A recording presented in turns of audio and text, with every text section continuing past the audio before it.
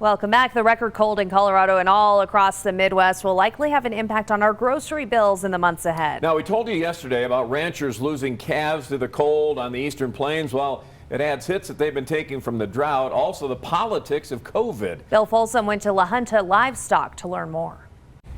La Junta Livestock is a crossroads of sorts for cattle. It's where the buying and selling between producers and the consumer side of beef happens. Jace Honey, the third generation in this family business, says three things affect the cattle market. Weather, supply and demand, and politics. This year, politicians made some sweeping decisions because of the pandemic. Honey's not saying it was wrong, but basically shutting down restaurants for months cut off a large revenue source in the beef industry. The prime cuts off of our beef does not move as much. They go to the restaurants. Now, add record-breaking cold across dozens of beef-producing states.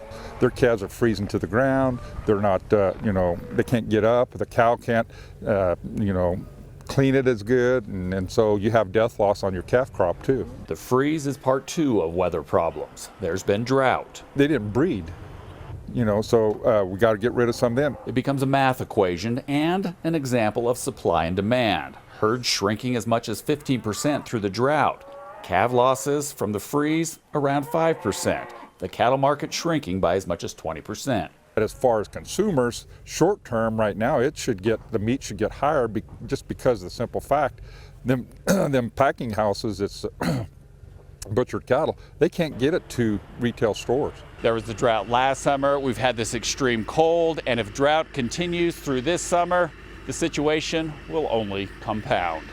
Watching out for you, Southern Colorado, Bill Folsom, News 5.